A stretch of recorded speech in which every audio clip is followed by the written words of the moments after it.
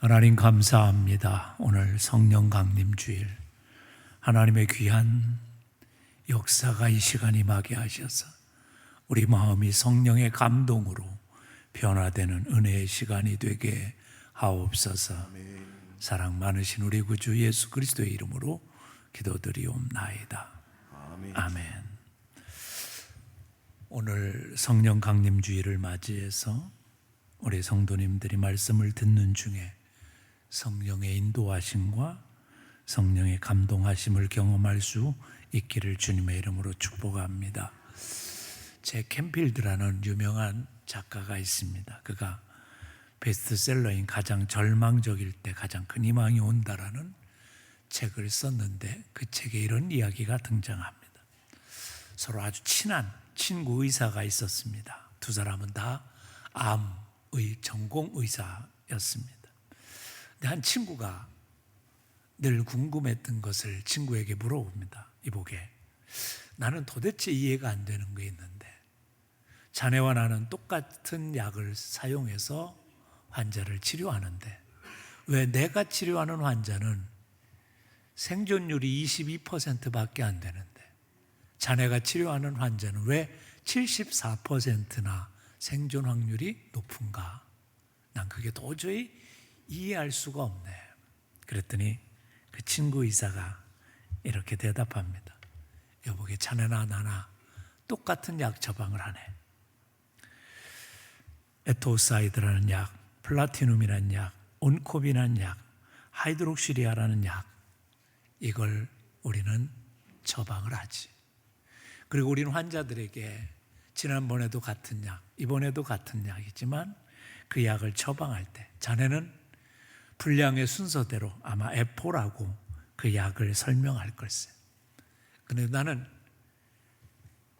그 약들을 가만히 살펴보니까 가장 성분이 작지만 내가 보기엔 중요할 것 같아서 그걸 뒤집어서 호프라고, 희망이라고 설명을 하고 환자들한테 이렇게 얘기한다네.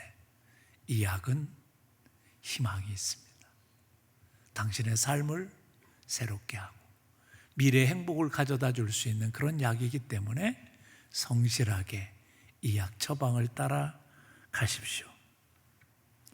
단지 나는 그들에게 희망을 주고 그들 미래의 행복한 삶을 얘기해서 덧붙일 뿐일세. 그렇습니다. 이 두 의사의 차이는 다른 게 없었습니다. 똑같은 약을 쓰고 똑같은 처방을 하는데 한 사람은 그냥 일상적으로 얘기하고 한 사람은 그 환자에게 희망과 소망과 그리고 그에게 미래의 행복을 얘기하고 있을 뿐이라는 거죠. 그런데 놀랍도록 결론은 달라진 거예요. 일반적으로 대하고 있는 그 의사의 환자들은 22%밖에 생존율이 없지만 희망을 주고 소망을 주고 행복을 주려고 하는 이 의사의 말을 들은 환자들은 74%가 생존율이 있다는 겁니다. 이 세상에도 살아가면서 우리도 두 종류의 사람 속에 속할 수 있습니다. 하나는 사람들에게 희망을 주고 소망을 주고 행복을 주려고 하는 사람과 아니면 그냥 일상적인 대화로 우리의 모든 삶을 마감하는 사람이 있습니다. 어느 쪽에서 하나님의 기적들이 일어날 거예요. 오늘 그래서 성경은 우리에게 이런 도전을 합니다. 우리가 그리스도인이라면 행복을 전하는 사람이어야 되고 우리가 그리스도인이라면 그들의 미래의 삶에 희망을 주는 삶을 전할 수 있어야 된다는. 여러분 한번 질문해 볼게요. 예수님 때문에 행복하십니까? 정말 예수님 때문에 행복하다는 사실을 내가 느끼고 있다면 우리 주님은 우리가 그 말을 내 이웃에게 전해서 그들의 삶에 희망을 주고 소망을 주는 자가 되어야 된다는 겁니다. 오늘 본문에 있는 로마서 10장의 말씀은 우리에게 그 이야기를 시작하고 있습니다. 우리 한번 다 같이 한번 다시 읽고 시작해 보도록 하겠습니다. 시작. 누구든지 주의 이름을 부르는 자는 구원을 받으리라. 그런즉 그들이 믿지 아니하는 이를 어찌 부르리요? 듣지 못한 이를 어찌 믿으리요? 전파하는 자가 없이 어찌 들으리요? 보내심을 받지 아니하였으면 어찌 전파하리요? 기록된 바 아름답도다 좋은 소식을 전하는 자들의 발휘함과 같으니라. 오늘의 말씀을 다시 말하면 이렇습니다. 여러분이 지금 이 자리에 있는 건 누군가의 얘기를 듣고 이 자리에 있는 겁니다. 부모님의 말씀을 듣고 따라서 하나님 앞에 예배드리고 있건, 아니면 친구, 아니면 동료, 그 밖에 친지 누구의 얘기를 들었기 때문이라는, 예수 그리스도가 우리의 구원자요, 그리고 우리가 예수님 때문에 행복해졌다는 이 사실을 누군가 나에게 전해주지 않았다면 나는 듣지 못했을 것이고 나는 이 자리에 없었을 것이라는 겁니다. 그러니까 우리가 예수님을 믿고 하나님의 자녀가 되고 오늘 신앙생활하고 있는 것은 사실 이 구원의 역사를 누군가 나에게 전해주고 내가 그 소리를 들었기 때문에 오늘 하나님을 믿고 있다는 사실을 우리는 인정해야 됩니다. 하나님께서 세상을 이처럼 사랑하사 독생자를 주셨으니 누구든지 저를 믿는 자마다 영생을 얻고 천국의 백성 되게 하시려는 놀라운 계획을 세우시고 예수님을 이 땅에 보내셨습니다. 이게 구원의 사건입니다. 그리고 이 예수 그리스도께서 우리를 대신하여 십자가에 죽으심으로 우리의 죄를 사하셔서 우리를 천국에 들어가게 하셨습니다. 이게 복음인 거지요. 이걸 누가 전해주지 않았다면 우리는 예수님을 믿지 못했을 것이고, 이 소식을 듣지 못했다면 우리는 오늘 하나님의 자녀가 아닐 겁니다. 팔레스타인 지방에서 예수님이 행하셨던 그 얘기를 사도 바울이 감동을 받고 은혜를 받고, 그리고 나서 그가 소아시아와 로마에 복음을 전하기 시작했습니다. 그리고 누군가 그 은혜를 받고 감동을 받아서 불란서와 독일 그리고 영국에까지 가서 복음을 전했습니다. 그리고 그 영국의 섬 사람들이 예수님을 믿고 더 예수님을 잘 믿어보려고 청교도들이 메이플라워를 타고 미국 신대륙에 갔습니다. 그리고 거기서 추수감사절을 지내며 예수님을 잘 믿었습니다. 그러다가 어느 두 청년이 감동을 받고 은혜를 받았습니다. 저 한국 땅에도 정말 저들도 예수님을 믿었으면 좋겠다. 그래서 아펜젤로와 언더우드라는 두 사람이 한국 땅에 와서 복음을 전하기 시작했습니다. 그들이 복음을 듣고 나서 누군가 전하고 전해서 여러분의 할머니, 여러분의 증조 할아버지 누군지 모르지만 또 여러분의 주변에 있는 사람들을 통해서 여러분에게 복음이 전달된 거지요. 그렇기 때문에 우리가 해야 될 일은 간단합니다. 우리도 그 일을 해야 된다는 거지요. 부활하신 예수님께서 그래서 우리에게 이런 명령을 내리셨습니다. 너희는 온 천하에 다니며 만민에게 복음을 전파하라. 이건요 명령어지요. 해도 되고 안 되는 그런 것이 아닙니다. 하기 싫어도 해야 되는 거라는. 그러니까 우리가 누군가의 전함을 듣고 예수님을 알게 되고 예수님을 믿었다는 사실을 인정해야 돼요. 우리가 그 전도를 하고 싶어 하든 하고 싶지 않든 그거는 아무 상관이 없습니다. 성경에 보면 우리처럼 전도를 별로 하고 싶지 않았던 한 사나이가 등장합니다. 누구요? 요나라는 사람. 어느 날 요나의 인생 속에 하나님이 개입하십니다. 요나서 1장에 보면 이런 말씀이 나와요. 일어나 저 큰 성읍 니느웨로 가서 내가 네게 명한 바를 그들에게 선포하라 하신지라. 뭐예요? 가서 복음을 전하라 한 거지요. 그런데 문제는 싫었어요. 누가? 요나가. 나 거기 가서 전도하기 싫어요. 나 싫어요. 너무 싫어.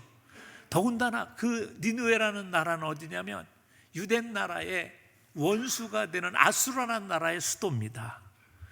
요나의 마음에 의하면 에휴, 망해도 쫄딱 망했으면 좋고 빨리 망했으면 좋은 나라인데 거기 가서 복음을 전하라고요? 아니 또 거기 가서 복음을 전하다가 그들이 하나님을 안 믿고 자기를 배척하면 거기서 자기는 죽음을 당할 수도 있는 원수의 나라입니다. 그런데 왜 하필이면 나를 거기 가서 복음을 전하라고 그래요? 불평이 그 안에 있었어요. 그래가지고 어떻게 해요? 내가 이 김에 피서 나가야 되겠다. 그리고 휴가를 어디로? 다시스로 떠납니다. 이거 도피하는 거예요. 회피하는 거죠. 그런데 여러분, 요나서를 잘 아는 여러분 어떻습니까? 요나가 다시스까지 갔을까요? 못 갔습니다. 하나님이 그 인생을 택하셔서 복음의 전도의 사역을 감당하게 하려면 하나님이 그 인생에 개입하십니다. 그래서 못 가게 막으셔요. 이리저리 인생이 안 되게 돼 있어요.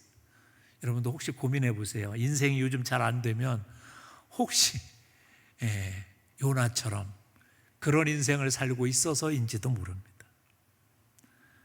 죽을 고비를 넘긴 다음에 다시 돌아와서 어떻게 해요? 니느웨로 가게 됩니다. 하나님은요, 하나님의 계획을 이루실 때 어떤 방법을 통해서도 그 계획을 이루어 가시는 분이심을 믿습니다. 이걸 아는 자는 어때요? 불순종하지 않습니다. 우리는 종종 이런 질문 앞에 이렇게 대답합니다. 아이고, 저는요 자질이 없어요. 저는 입이 둔하고요, 습기가 없고요. 모세처럼 우리는 하나님께서 뭘 시키면 주저리 변명을 합니다. 요즘 바쁘고요, 뭐하고요. 근데 미안하지만 하나님은 예외가 없습니다. 옆 사람 잠깐 쳐다보시면서 당신도 예외는 없습니다. 빠져나갈 구멍이 없는 거예요. 여러분, 우리나라 국민은 남자들이면 해야 되는 일이 있어요. 그게 뭘까요? 군대 가야 돼요. 가기 싫어가지고 이리저리 핑계대도 소용이 없어요. 그런데 갔다 오면 어때요? 당당하게 얘기할 수 있어요. 우리 남자들 되게 대답하다가 군대 어디서 생활했어요? 그럼 갑자기 목소리가 기어다. 전 방인데요. 그러면요 한풀 죽습니다. 거기다가 또 뭐 하는데 전 보충역인데요. 그럼 한풀 더 죽습니다. 이게 떳떳해져요. 전도도 그렇다니까요. 내가 억지로 하든 내가 뭐 하든 한 번 하고 나면 떳떳해져요. 부끄러움이 없어져요. 그래서 이 사명 앞에는 뭐예요? 발뺌이 없습니다. 왜 그럴까요? 우리는 빚진 자이기 때문에 그렇습니다. 누군가에게 복음을 들어서 예수님을 믿은 그 누군가에게 빚진 자이기 때문에 그렇습니다. 성경에 보면 이 빚진 자의 사명을 가장 많이 가지고 있었던 사람이 누구요? 사도 바울입니다. 사도 바울은요 늘 힘들게 복음을 전하러 다녔습니다. 그러고 나서 늘 참 얼마나 고생했는지 몰라요. 제가 터키에 갔을 때 사도 바울이 걸었던 그 여행길을 걸어본 적이 있습니다. 호기롭게 한번 해보자. 그래서 2000m가 넘는 산을 넘는 일을 했습니다. 얼마나 힘든지. 제가요 하루 만에 이런 생각을 했어요. 이거는 너무 힘들어서 못하겠다. 아니, 전도도 안 했어. 그냥 걸어만 갔는데도 그래. 근데 사도 바울은 그 길을 걷고 또 걸어서 뭐 했어요? 복음을 전하다가 그것도 가서 복음 전하다가 두들겨 맞고 감옥에 갇히고 죽을 위험을 넘기고 수없이 했음에도 불구하고 사도 바울은 절대로 포기하지 않습니다. 왜요? 빚진 자의 사명을 가졌기 때문에. 나는 아직도 빚졌다는 거예요. 그런데 가만히 생각해 보세요. 사도 바울만 빚진 자예요? 우리도 빚진 자예요. 여러분이나 저나 다 누군가에게 빚져서 예수님을 믿게 된 거예요. 그래서 우리도 뭐예요? 빚을 갚을 책임이 우리 안에 있는 거예요. 그런데 이 빚을 갚는 책임이 우리 안에 있다는 사실이 내 안에서 느껴지고 감동을 받으려면 우리의 영적인 눈과 귀가 열려야 돼요. 첫째로 구원받지 못하고 지옥 가는 사람들의 신음소리와 울부짖음 소리를 들을 줄 알아야 돼요. 우리도 세상에서 방황하고 고통받고 그러면서 인생을 사는데 너무 힘들어서 그렇게 울부짖는 사람의 소리를 들을 수 있어야 되고, 오늘도 예수 믿지 않고 지옥불에 들어가 울부짖는 그 영혼들의 울부짖는 소리가 들리면 가만히 있을 수가 없어요. 제가 이 이야기하면 이럴 거예요. 난 안 들리는데. 안 들릴 수 있어요.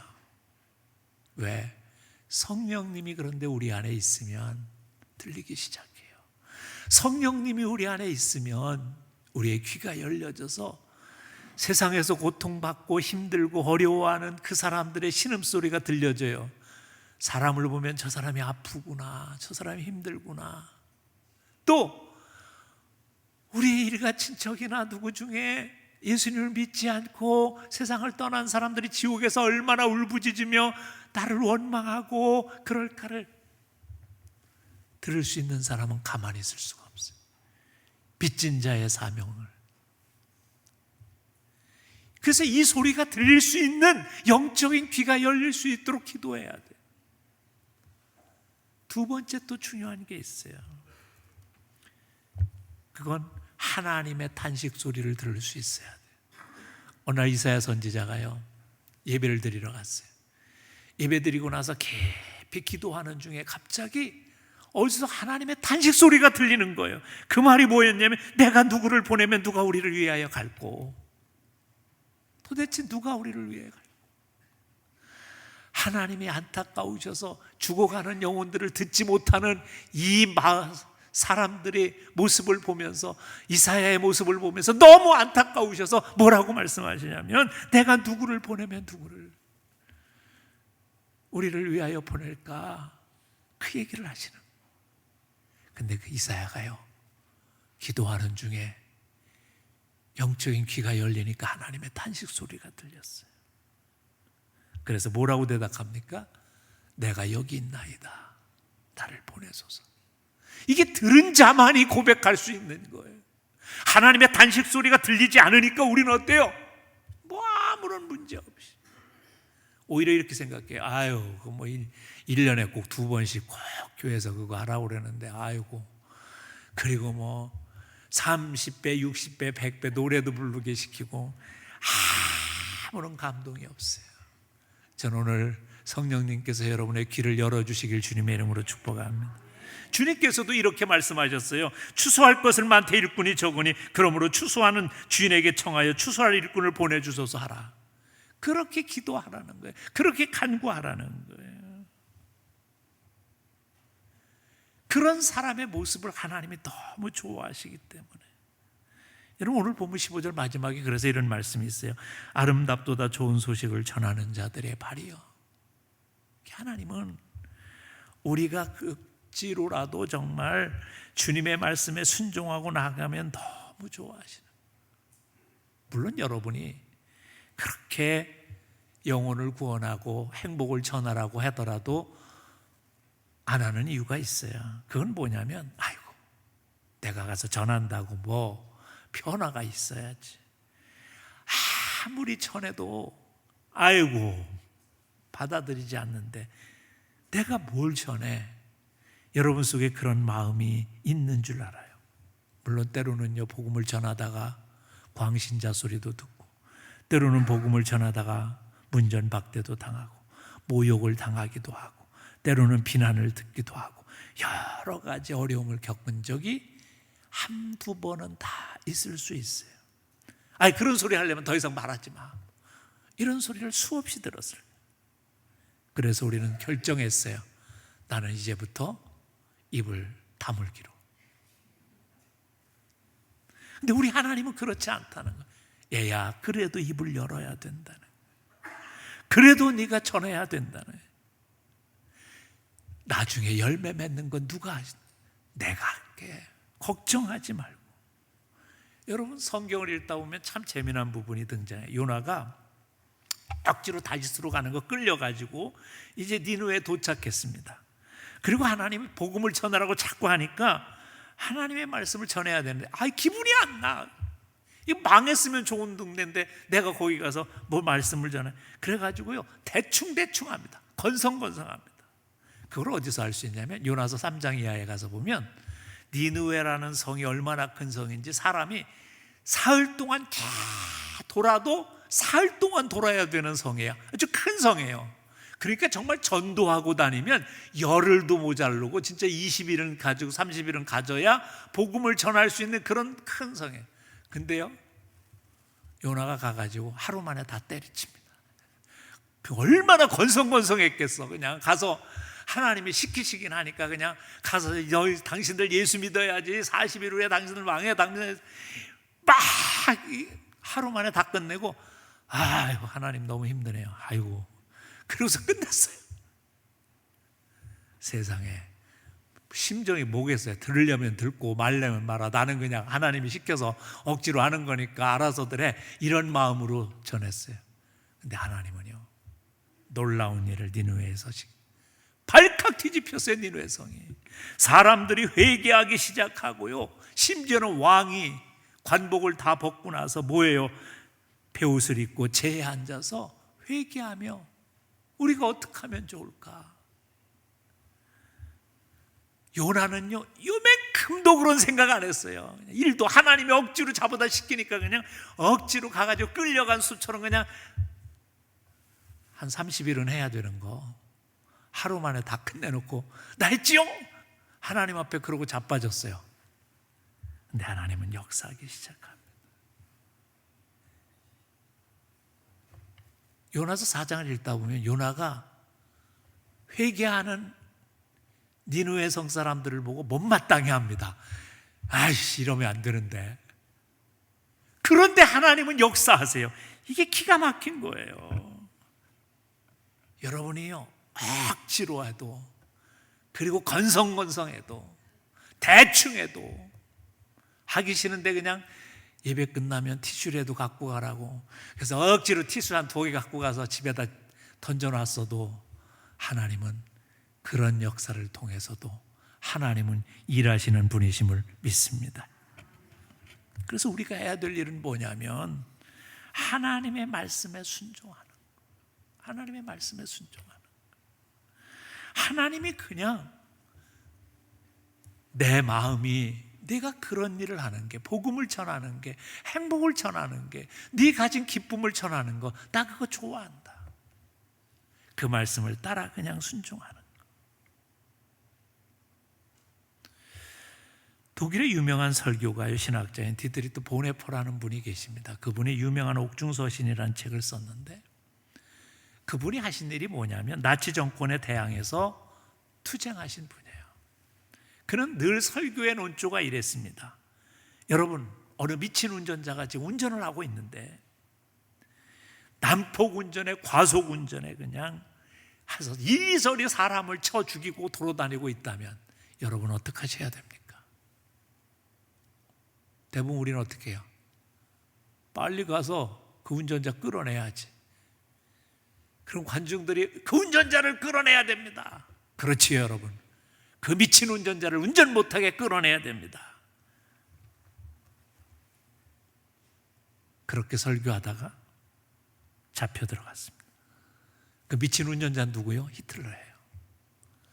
그리고 그가 2차 세계대전을 일으켜서 수천만의 사람을 죽였습니다.